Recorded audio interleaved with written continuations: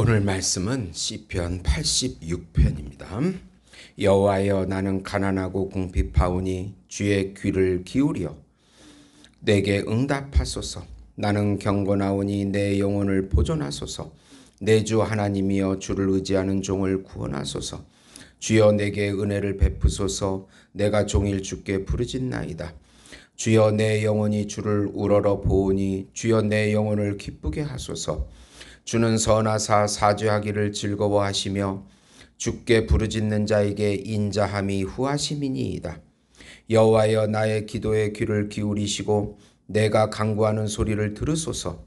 나의 환난 날에 내가 주께 부르짖으리니 주께서 내게 응답하시리이다.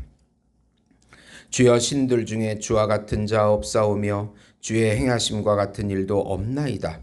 주여, 주께서 지으신 모든 민족이 와서 주의 앞에 경배하며 주의 이름에 영광을 돌리리이다. 무릇 주는 위대하사 기이한 일들을 행하시오니 주만이 하나님이시니이다. 여호와여, 주의 도를 내게 가르치소서. 내가 주의 진리를 행하오리니 일심으로 주의 이름을 경외하게 하소서. 주 나의 하나님이여, 내가 전심으로 주를 찬송하고 영원토록 주의 이름에 영광을 돌리오리니. 아멘. 네. 구원을 간구하고 확신하라는 제목으로 은혜를 나누고자 합니다. 사랑하는 성도 여러분, 우리는 하나님의 자녀이지만 여기서 이 세상에서 수많은 문제들을 겪습니다. 물질 문제부터 시작을 해서 인간 관계 문제, 또 직업, 미래, 노후, 자녀, 건강,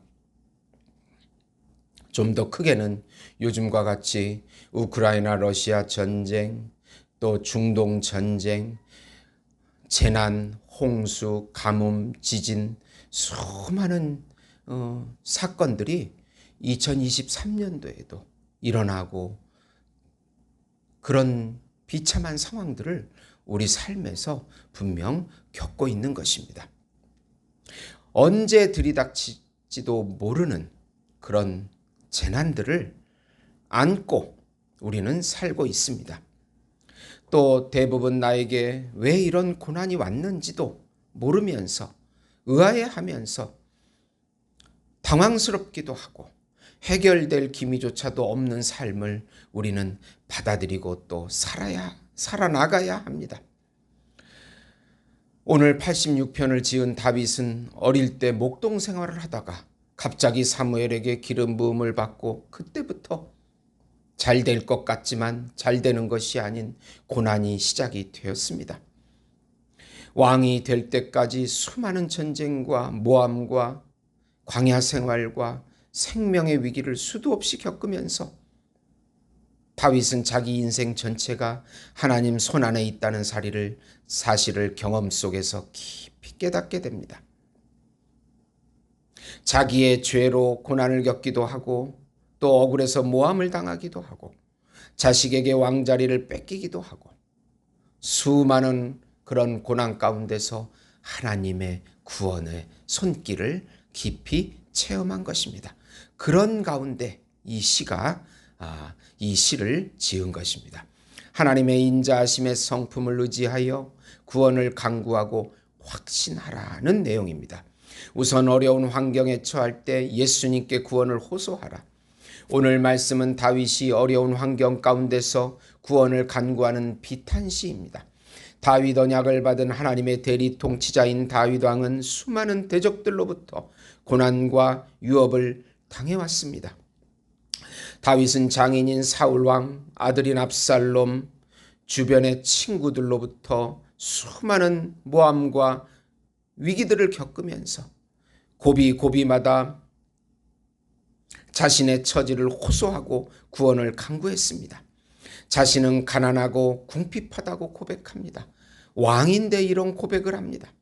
자신의 경건함을 보시고 자신의 영혼을 보존해달라고 간구합니다. 종일 부르짖으며 기도하오니 은혜를 베풀어 주시고 영혼을 기쁘게 해달라고 간구합니다. 주는 선하시기에 인자하심으로 자신의 죄를 사해달라고 간구합니다. 하나님의 인자하신 성품에 호소합니다. 환난 날에 부르짖을 때 응답해달라고 합니다. 모든 것이 불안하고 미래가 보이지 않는 지금 이때, 삶의 탈출구가 전혀 보이지 않을 때, 나의 삶이나 가정이나 교회나 나라의 모든 것에서 우리는 예수님께 우리의 처지를 아뢰고 부르짖어 간구해야 합니다. 말씀에 순종하는 경건한 자들은 반드시 구원하시는 인자하신 하나님이십니다. 인자하심은 우리 행위와 상관없이 베풀어 주시는 은혜요, 용서요, 자비요, 사랑입니다. 우리 개혁주의 신앙은 하나님께서 모든 것을 섭리하시고 통치하신다는 믿음을 가지고 기도하는 것입니다. 내 행위를 강조하는 것이 아니고 부르짖어 기도하는 것이 바로 우리 개혁주의의 신앙생활인 것입니다. 두 번째로 예수 이름을 경외하고 높이어 구원을 확신하라. 다윗은 하나님의 속성을 찬양합니다. 하나님이 유일하시고 전능하신 분이심을 고백합니다. 이 하나님의 속성에는 유일성, 무한성, 불변성, 전능성, 자존성, 그 하나님, 높으신 하나님, 우리가 다 이해할 수 없는 그 하나님, 모든 민족이 하나님 앞에 와서 경배하며 예수의 이름을 부를 것을 9절에 예언합니다. 놀랍습니다. 9절을 보시면 주여 주께서 지으신 모든 민족이 와서 주의 앞에 경배하며 주의 이름에 영광을 돌리리이다. 하나님만이 유일하신 참 하나님이십니다. 하나님의 진리를 가르치시면 그 진리에 순종하고 예수의 이름을 경배하게 해달라고 11절에 간구합니다. 자신의 영혼이 전심으로 주의 이름에 영광을 돌리게 해달라고 합니다. 주의 인자하심은 크시기에 자신의 영혼을 수월 음부에서 건지셨음을 확신합니다. 구약의 여호와는 신약의 예수님을 의미합니다. 여호와가 바로 예수님이십니다. 온 열방이 예수 이름 앞에 무릎을 꿇고 경배하는 모습을 확신합니다. 우리는 우리가 만든 우상을 멀리하고 오직 예수 이름을 부를 때 구원을 확신하게 됩니다. 찬양하면서 나팔 불면서 여리고성이 무너지고 전쟁에서 승리하는 스토리가 구약에 있습니다. 우리는 그분을 찬양하고 높일 때 놀라운 구원의 확신을 얻게 되는 것입니다. 하나님의 인자, 세 번째로 하나님의 인자하심에 의지하여 대적자들에게서 구원을 간구하라. 하나님의 뜻을 거스리는 교만하고 포악한 자들이 다윗의 영혼을 찾고 있다고 합니다. 그러나 하나님은 그의 성품이신 긍휼하심, 은혜, 용서, 인자, 진실이 풍성하신 하나님이심을 15절에 고백하고 있습니다. 그러나 주여 주는 긍휼히 여기시며 은혜를 베푸시며 노하기를 더디하시며 인자와 진실이 풍성하신 하나님이시오니 하나님의 성품을 노래하고 있습니다. 은혜를 주셔서 구원해달라고 합니다. 은총의 표징을 주셔서 대적자들을 부끄럽게 해달라고 간구합니다. 하나님이 자신을 돕고 위로하시는 분이심을 확신합니다.